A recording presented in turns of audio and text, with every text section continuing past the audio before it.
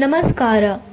ಅನೇಜರ್ form ಅನ್ನು ಕಳುಹಿಸುವಾಗ ನಿಮ್ಮ ಮನಸ್ಸಿನಲ್ಲಿ ಉದ್ಭವಿಸುವ ಪ್ರಶ್ನೆಗಳನ್ನು ಬಗೆಹರಿಸಲು ವಿಶೇಷವಾಗಿ ಈ ವಿಡಿಯೋವನ್ನು ತಯಾರಿಸಿದ್ದೇವೆ. ದಯವಿಟ್ಟು ಈ ವಿಡಿಯೋವನ್ನು ಕೊನೆಯವರೆಗೆ ವೀಕ್ಷಿಸಿ. ನಿಮ್ಮ ಪ್ರಶ್ನೆಗಳಿಗೆ ಇಲ್ಲಿ ಉತ್ತರವನ್ನು ಪಡೆಯುತ್ತೀರಿ ಮತ್ತು ಸಾಧ್ಯವಾದಷ್ಟು ಈ ವಿಡಿಯೋವನ್ನು ನಿಮ್ಮ ಠಾಣೆಯ ಪ್ರತಿಯೊಬ್ಬ ಸಿಬ್ಬಂದಿಯವರಿಗೆ ಪ್ರಚಾರ ಮಾಡಿ. ಪ್ರಶ್ನೆ 1. ಅನೇಜರ್ ಫಾರ್ಮ್ ಎಂದರೇನು? ಇದು ಆದಾಯ ತೆರಿಗೆ ರಿಟರ್ನ್ ಫೈಲಿಂಗ್ ಮಾಡುವ ಸಲುವಾಗಿ ಘೋಷಣಾ ಸ್ವರೂಪದಲ್ಲಿರುವ ಫಾರ್ಮ್ ಆಗಿದೆ. ಈ ಫಾರ್ಮ್ ಅನ್ನು ಪ್ರತಿಯೊಬ್ಬ ಕರದಾತರು ಆದಾಯ ತೆರಿಗೆ ರಿಟರ್ನ್ ಫೈಲಿಂಗ್ ಮಾಡುವುದರ ಸಲುವಾಗಿ ಕಡ್ಡಾಯವಾಗಿ ಅನೆಕ್ಸರ್ ಫಾರ್ಮ್ ಅನ್ನು ತುಂಬಿ ಎವಿಪಿ ಮೊಬೈಲ್ ಆ್ಯಪ್ ಮೂಲಕ 15 ಏಪ್ರಿಲ್ ಒಳಗಡೆ ಕಳುಹಿಸುವುದು ಅವಶ್ಯಕತೆ ಇದೆ. ಪ್ರಶ್ನೆ 2. ಯಾರು ಅನೇಜರ್ ಫಾರ್ಮ್ ಅನ್ನು ತುಂಬಬೇಕು? ಆದಾಯ ತೆರಿಗೆ ರಿಟರ್ನ್ ಫೈಲಿಂಗ್ ಮಾಡುವುದು ಅನಿವಾರ್ಯವಿರುವುದರಿಂದ ಆದಾಯ ತೆರಿಗೆಗೆ ಒಳಪಡುವ ಮತ್ತು ಆದಾಯ ತೆರಿಗೆಗೆ ಒಳಪಡದೇ ಇದ್ದರೂ ಸಹ ಎಲ್ಲರೂ ರಿಟರ್ನ್ ಫೈಲಿಂಗ್ ಮಾಡಬೇಕು. ಆದ್ದರಿಂದ ಪ್ರತಿಯೊಬ್ಬರೂ ಅನೆಕ್ಸರ್ ಫಾರ್ಮ್ ಅನ್ನು ತುಂಬಿ ಕಳುಹಿಸಬೇಕು. ಪ್ರಶ್ನೆ 3. ಅನೇಜರ್ ಫಾರ್ಮ್ ಅನ್ನು ಹೇಗೆ ತುಂಬಿ ಕಳುಹಿಸಬೇಕು? ಈಗಾಗಲೇ ನಾವು ಅನೆಕ್ಸರ್ ಫಾರ್ಮ್ ಅನ್ನು ಹೇಗೆ ಪಡಕೆ ITP ಮೊಬೈಲ್ ಆ್ಯಪ್ನಲ್ಲಿ ತುಂಬಿ ಕಳುಹಿಸಬೇಕೆಂಬುದರ ಬಗ್ಗೆ ವಿಡಿಯೋ ಸಹ ಜಾರಿ ಮಾಡಿದ್ದೇವೆ. ಅದನ್ನು ಅನುಸರಿಸಿ ಅನೆಕ್ಸರ್ ಫಾರ್ಮ್ ಅನ್ನು ಕೊಟ್ಟಿರುವ ಅಂತಿಮ ದಿನಾಂಕದ ಒಳಗಡೆ ಕಳುಹಿಸಬೇಕು. ಪ್ರಶ್ನೆ 4. ಯಾರು ಆದಾಯ ತೆರಿಗೆ ರಿಟರ್ನ್ ಫೈಲಿಂಗ್ ಮಾಡಬೇಕು?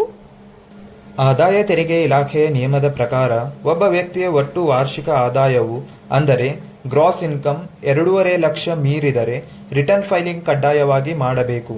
ಇದರ ಅರ್ಥ ಎಲ್ಲರೂ ರಿಟರ್ನ್ ಫೈಲಿಂಗ್ ಮಾಡುವುದು ಅಗತ್ಯವಿದೆ. ಪ್ರಶ್ನೆ 5. ನಾನು ಆದಾಯ ತೆರಿಗೆ ರಿಟರ್ನ್ ಫೈಲಿಂಗ್ ಮಾಡುವುದರಿಂದ ಪ್ರಯೋಜನವೇನು?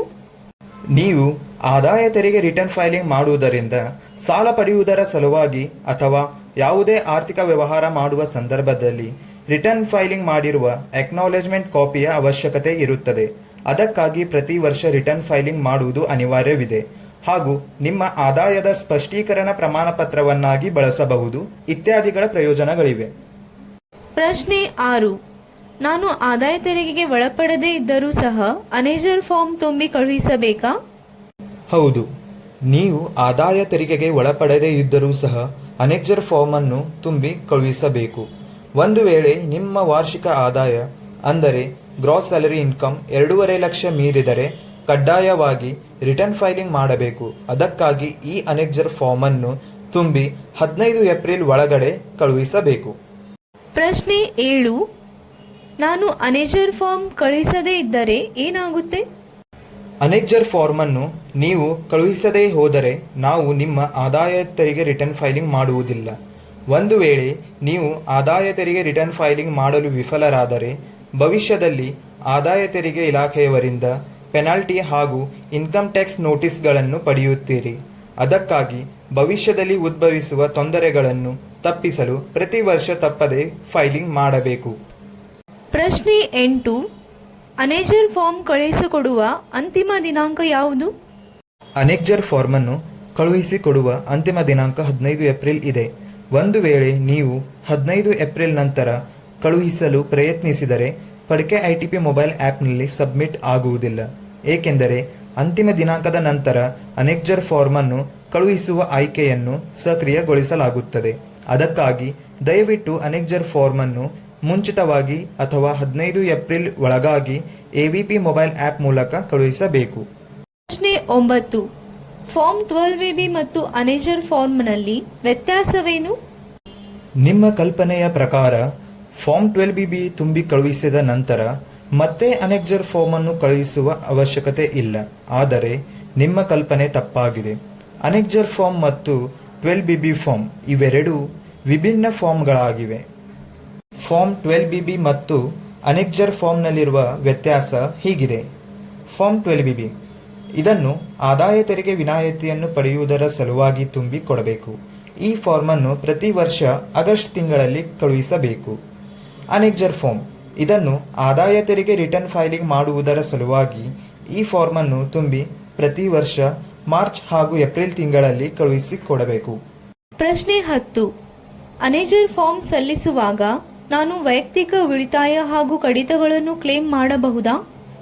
ಹೌದು, ಕ್ಲೇಮ್ ಮಾಡಬಹುದು. ಒಂದು ವೇಳೆ ನೀವು ಫಾರ್ಮ್ 12BBಯಲ್ಲಿ ಅರ್ಹತೆ ಇರುವ ವೈಯಕ್ತಿಕ ಉಳಿತಾಯ ಹಾಗೂ ಕಡಿತಗಳ ಮಾಹಿತಿಯನ್ನು ನೀಡದಿದ್ದಲ್ಲಿ ಈಗ ಅನೆಕ್ಜರ್ ಫಾರ್ಮ್ನಲ್ಲಿ ತುಂಬಿ ಕಳುಹಿಸಬಹುದು ಮತ್ತು ಫಾರ್ಮ್ನಲ್ಲಿ ತುಂಬಿರುವ ಉಳಿತಾಯ ಹಾಗೂ ಕಡಿತಗಳ ಸಂಬಂಧಿತ ದಾಖಲಾತಿಗಳನ್ನು ಭವಿಷ್ಯದ ಉಲ್ಲೇಖಕ್ಕಾಗಿ ಸಂರಕ್ಷಿಸಿಡಬೇಕು. ಪ್ರಶ್ನೆ 11. ಫಡ್ಕೆ ಐಟಿಪಿ ಮೊಬೈಲ್ ಆ್ಯಪ್ನಲ್ಲಿ ನಾನು ಎಷ್ಟು ಬಾರಿ ಅನೇಜರ್ ಫಾರ್ಮ್ ಅನ್ನು ಕಳುಹಿಸಬಹುದು? ಫಡ್ಕೆ ಐಟಿಪಿ ಮೊಬೈಲ್ ಆ್ಯಪ್ನಲ್ಲಿ ಕೇವಲ 2 ಬಾರಿ ಅನೆಕ್ಜರ್ ಫಾರ್ಮ್ ಅನ್ನು ಕಳುಹಿಸಲು ಅವಕಾಶವಿದೆ.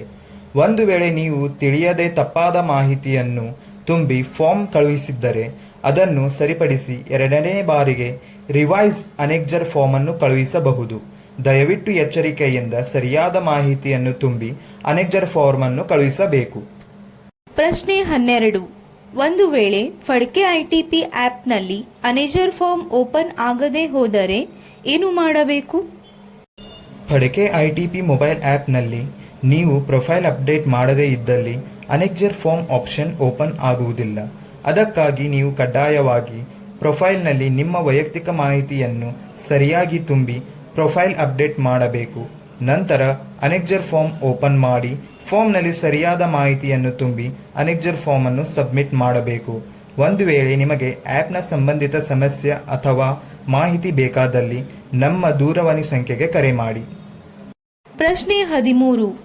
ಎವಿಪಿ ಮೊಬೈಲ್ ಆ್ಯಪ್ನಲ್ಲಿ ನಾನು ಕಳುಹಿಸಿದ ಅನೇಜರ್ ಫಾರ್ಮ್ ಸಬ್ಮಿಟ್ ಆಗಿದೆ ಅಥವಾ ಇಲ್ಲ ಎಂದು ಹೇಗೆ ಖಚಿತಪಡಿಸಿಕೊಳ್ಳಬೇಕು?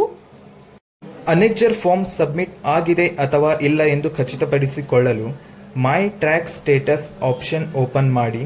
ಅಲ್ಲಿ ಅನೆಕ್ಜರ್ ಸ್ಟೇಟಸ್ ಆಪ್ಷನ್ನಲ್ಲಿ ನಿಮ್ಮ ಅನೆಕ್ಜರ್ ಫಾರ್ಮ್ ಸಬ್ಮಿಟ್ ಆಗಿರುವ ಬಗ್ಗೆ ಜೊತೆಗೆ ಕೆಲಸ ಪೂರ್ತಿಗೊಳಿಸುವಿಕೆ ಸ್ಥಿತಿಯ ಮಾಹಿತಿಯನ್ನು ಇಲ್ಲಿ ನೀವು ಖಚಿತಪಡಿಸಿಕೊಳ್ಳಬಹುದು. ಆ್ಯಪ್ ಮೂಲಕ ನಿಮ್ಮ ಒಂದೇ ಬೆರಳಿನ ಸಹಾಯದಿಂದ ತ್ವರಿತವಾಗಿ ನಿಮ್ಮ ಕೆಲಸವಾಗುತ್ತದೆ. ಜೊತೆಗೆ ನಿಮಗೆ ಅತ್ಯುತ್ತಮ ಸೇವೆಯನ್ನು ನೀಡುವುದು ನಮ್ಮ ನಿರಂತರ ಪ್ರಯತ್ನವಾಗಿದೆ. ಪ್ರಶ್ನೆ 14. ಅನೇಜರ್ ಫಾರ್ಮ್ ಕಳುಹಿಸಿದ ನಂತರ ಮುಂದಿನ ಪ್ರಕ್ರಿಯೆ ಏನಿದೆ? ಅನೆಕ್ಜರ್ ಫಾರ್ಮ್ ಕಳುಹಿಸಿದ ನಂತರ ಆದಾಯ ತೆರಿಗೆ ರಿಟರ್ನ್ ಫೈಲಿಂಗ್ ಮಾಡುವ ಸಲುವಾಗಿ ಅವಶ್ಯಕ ಮಾಹಿತಿಯನ್ನು ನಿಮ್ಮಿಂದ ಪಡೆಯುವಾಗ ದಯವಿಟ್ಟು ಸರಿಯಾದ ಮಾಹಿತಿಯನ್ನು ಕೊಟ್ಟು ಸಹಕರಿಸಿ. ಆದಾಯ ತೆರಿಗೆ ರಿಟರ್ನ್ ಫೈಲಿಂಗ್ ಆದ ನಂತರ ಮುಂದಿನ ಪ್ರಕ್ರಿಯೆಯನ್ನು ನೀವು ನಿಗದಿತ ಸಮಯದೊಳಗಡೆ ಪ್ರಕ್ರಿಯೆಯನ್ನು ಪೂರ್ತಿಗೊಳಿಸಬೇಕು. ಪ್ರಕ್ರಿಯೆಯನ್ನು ಪೂರ್ತಿಗೊಳಿಸುವ ವಿಧಾನ ಹೀಗಿದೆ.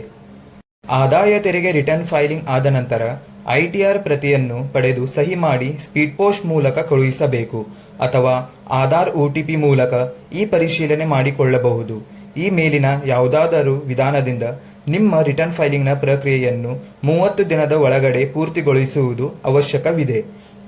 ಒಂದು ವೇಳೆ ಈ ಪ್ರಕ್ರಿಯೆಯನ್ನು ಪೂರ್ತಿಗೊಳಿಸದೇ ಹೋದರೆ ಇಲಾಖೆಯವರು ITR ಪ್ರತಿಯನ್ನು ಅಮಾನ್ಯ ಎಂದು ಘೋಷಿಸಿ ದಂಡವನ್ನು ವಿಧಿಸುತ್ತಾರೆ. ಪ್ರಶ್ನೆ 15. ಯಾವುದೇ ಪ್ರಶ್ನೆ ಇದ್ದರೆ ನಾನು ನಿಮ್ಮನ್ನು ಹೇಗೆ ಸಂಪರ್ಕಿಸಬಹುದು? ನಿಮಗೆ ಅನೆಕ್ಜರ್ ಫಾರ್ಮ್ ಕುರಿತು ಅಥವಾ ಆದಾಯ ತೆರಿಗೆ ಸಂಬಂಧಿತ ಮಾಹಿತಿ ಹಾಗೂ ಪ್ರಶ್ನೆಗಳು ಉದ್ಭವಿಸಿದರೆ ಮುಕ್ತವಾಗಿ ನಮ್ಮ ಕಚೇರಿಗೆ ಸಂಪರ್ಕಿಸಿ. ದೂರವಾಣಿ ಸಂಖ್ಯೆ 08312416 ಕಚೇರಿಯ ಸಮಯ ಬೆಳಿಗ್ಗೆ 10:30ರಿಂದ ಮಧ್ಯಾಹ್ನ 1 ಗಂಟೆಯವರೆಗೆ ಹಾಗೂ ಮಧ್ಯಾಹ್ನ 2:30ರಿಂದ ಸಂಜೆ 5 ಗಂಟೆಯವರೆಗೆ. ಭಾನುವಾರ ಹಾಗೂ ರಾಷ್ಟ್ರೀಯ ರಜಾದಿನಗಳನ್ನು ಹೊರತುಪಡಿಸಿ. ಧನ್ಯವಾದಗಳು.